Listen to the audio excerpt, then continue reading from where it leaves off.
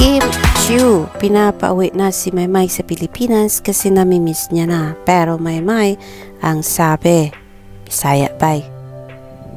Sabi ni Maymay, sabi ni Kim Chiu muna, miss you Mika, ulit na Miga. Sabi naman ni Maymay, after one day, sabi ni Maymay kay Chinita Princess, Mika, dani sa ako, Mika, para dili ka sumahan sa ako ba?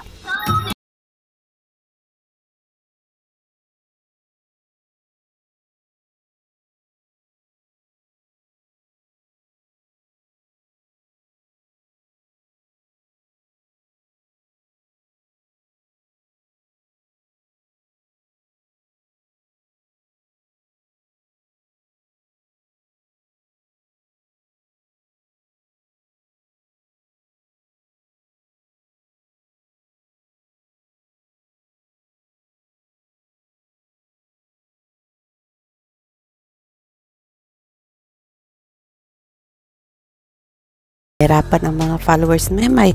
Ano ba sinasabi ni Maymay kay Kim Chiu kasi medyo malalim yung Bisaya at hindi nila naintindihan. Sabi ni Sam, ano yung sabi ni Maymay? Pahirapan talaga pag bisdak mga nag-uusap. Sabi ni Miss Poetry, di ko din niya naintindihan, sabi niya.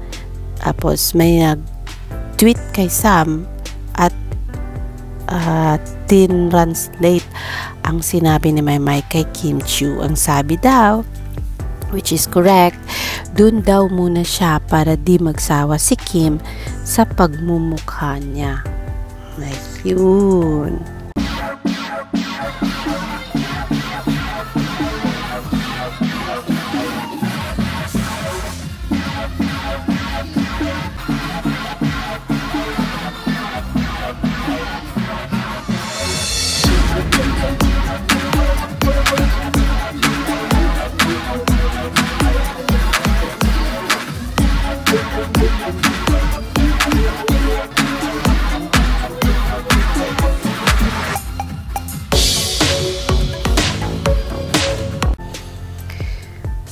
Tapos, translate din ni Mayang UK. Sabi ni my friend, dito muna ako para di ka magsawa sa akin.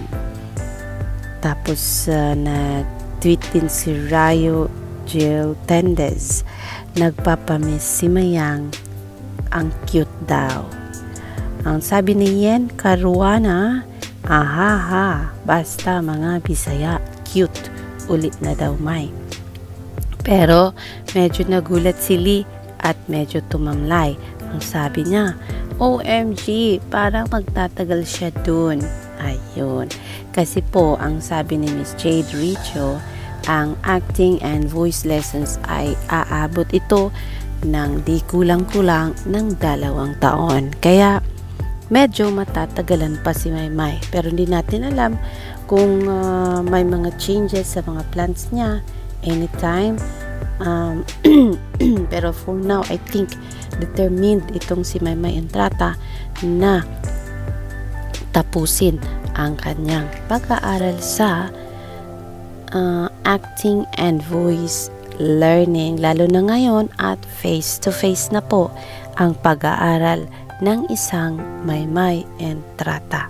Kaya concentrate lang Maymay, andito lang kami para suportahan ka at andito lang kami para buhayin ang pangalan mo araw-araw. Just don't get tired of sharing your photos and sharing your events in there at kung ano ang mga nangyayari at paggagawin at ginagawa mo dyan sa kung saan ka man naroon ngayon at kami na ang bahala para i-share yan sa mundo para hindi ka makakalimutan ng mga taga-suporta mo.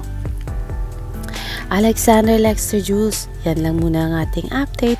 I will see you for more updates later. Dito lang yan sa aking bahay, sa aking channel na hindi napapagod na pag-usapan ang buhay ni Maymay, ni Edward at ng mga kaibigan niya. Dito lang sa channel ni Alexander Lexter Jules. Bye-bye everyone and see you in a bit.